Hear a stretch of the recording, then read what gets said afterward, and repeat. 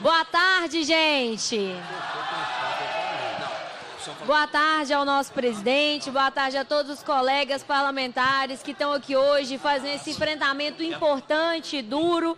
Cumprimentar o deputado Sargento Rodrigues, deputada Nayara, deputado Roberto, deputado Betão, deputado Leleco, deputado professor Cleiton. Cumprimentar com muito carinho, de forma muito especial, o nosso vice-líder do presidente Lula na Câmara Federal, o deputado Rogério, que muito nos prestigia com a sua presença aqui. Passaram vários colegas deputados aqui hoje, deputada Macaé também. Cumprimentar todos os colegas, deputada Beatriz, que saiu, mas está aqui na luta e na obstrução o tempo todo. Então, dizer a todos vocês que a gente está aqui nessa tarde de hoje para mais um dia de obstrução e de discussão, em que o governo tem duas opções aqui hoje. São duas opções muito claras. Ou o governo põe para votar, e pelo que a gente está sentindo, com chance de perder. Ou então vamos nessa obstrução aqui, porque a gente fica o tempo que precisar. O tempo que precisar a gente fica, não tem problema. A gente tem argumento, tem tanta folha que não dá nem tempo de ler tudo. Cada folha que você lê é mais um argumento, mais um problema, mais uma confusão, mais um trem para falar. Então, assim, tem motivo para a gente ficar aqui em obstrução até o limite do que o regimento interno dessa casa permite. Então, acho que é uma decisão muito dura que os deputados governistas, especialmente o líder João Magalhães, terão que tomar hoje, porque a cada dia que passa fica mais escancarado para o povo de Minas Gerais todos os furos e problemas que esse regime de recuperação fiscal, nesses termos, proposto dessa forma, tem para Minas Gerais. Eu tenho algumas perguntas para tentar ser muito objetiva. A primeira delas, secretário, é sobre essa questão das isenções fiscais. Eu gostaria de pedir, eu vou até aproveitar para a comissão, para a assessoria da comissão, ajuda nesse sentido, porque eu queria fazer um requerimento para formalizar. Mas se o senhor puder me responder isso, e já que a nossa assessoria foi impedida de estar aqui, seria uma gentileza se vocês pudessem me ajudar.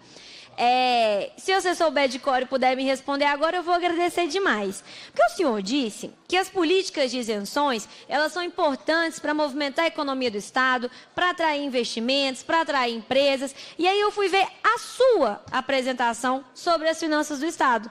Aquela apresentação que o senhor fez para a gente lá no plenarinho, para poder falar para a gente que mitos do regime de recuperação fiscal que o senhor trouxe.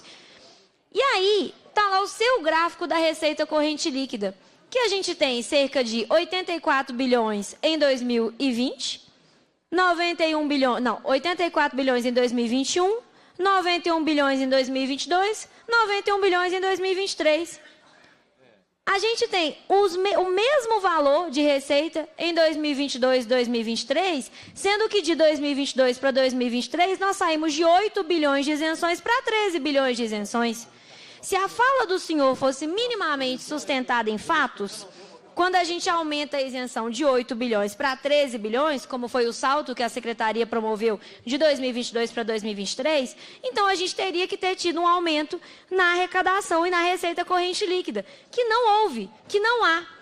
Então, eu gostaria de pedir para o senhor um estudo que prove para a gente em que esse aumento abusivo de isenção fiscal que o Estado de Minas está dando tem gerado emprego e tem gerado renda. Que prove para a gente matematicamente, para além do discurso liberal que está calcado nos livros de economia, de que se a gente tirar os impostos, a gente vai conseguir aumentar a receita, a produção e a economia, a movimentação da economia.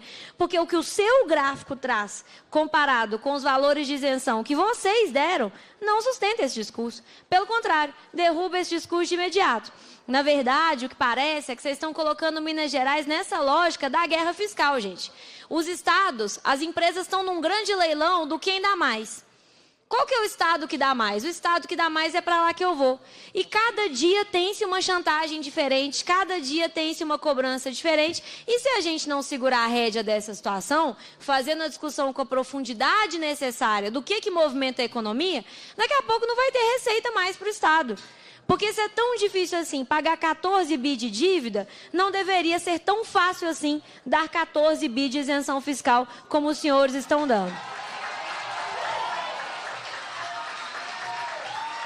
A outra questão que eu gostaria de saber É uma coisa que ninguém me respondeu ainda, secretária. Eu tenho fé e esperança que o senhor vai me responder hoje. Até perguntei a Beatriz se alguém respondeu ela em alguma audiência. Ela falou que ainda não. Como que está o cálculo do crescimento vegetativo da folha que os senhores fizeram? A gente já pediu essa memória de cálculo. Eu já pedi tantas vezes essa memória de cálculo que eu tô me sentindo... Assim, eu não sei se vocês não escutam, porque sem a memória de cálculo não tem condição de votar. O crescimento vegetativo da folha, no ano passado, teve uma média de 11,5%, se a gente pegar todos os setores. O estudo do DIEESE traz 12% para a educação, 13,9% para a saúde, a segurança pública dá 9%, se eu não me engano. O Rodrigues e a Beatriz levantaram esses dados e o DIEESE compilou de uma forma muito didática. Vocês estão calculando um crescimento vegetativo de 3% da folha. E vocês estão falando ao mesmo tempo que as gratificações estão mantidas, que os avanços na carreira estão mantidos. Como? Onde vocês vão enfiar essa diferença? O que a gente vai fazer com essa diferença? Então não dá para falar que as carreiras estão mantidas se vocês estão considerando um crescimento vegetativo da folha muito inferior ao que a gente tem visto e vivido todos os anos.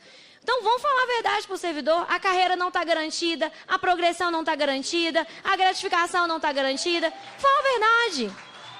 Não dá para falar que está garantida com esses números. A outra coisa que eu gostaria de saber é como os senhores estão sustentando um argumento enquanto os senhores estão indo por um caminho que finalmente é o caminho correto, que é o caminho da negociação política. Por que não dar um tempo nisso aqui na Assembleia? Parar de expor os deputados da base. Essa foi uma fala que vários colegas já fizeram e eu preciso reiterar e fazer. Eu não sei, secretário, se os senhores têm os votos que os senhores acham que têm. Os deputados da base e as deputadas da base estão muito desconfortáveis. Eu não sei nem se eles estão tendo coragem de falar isso com vocês, porque a gente sabe que o diálogo não é muito uma marca do Zema.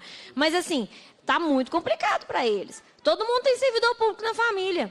Todo mundo tem uma tia professora, todo mundo tem um primo policial, todo mundo tem um amigo que é policial civil, alguém que é servidor do meio ambiente. Então, assim, tá um negócio complicado. 9 anos sem concurso público, eu tô ligando para cada prefeito. E eu peço que vocês entrem em contato com cada vereador que vocês conhecem, como o vereador Ronaldo de Timóteo, que está aqui na luta, falar com cada um deles.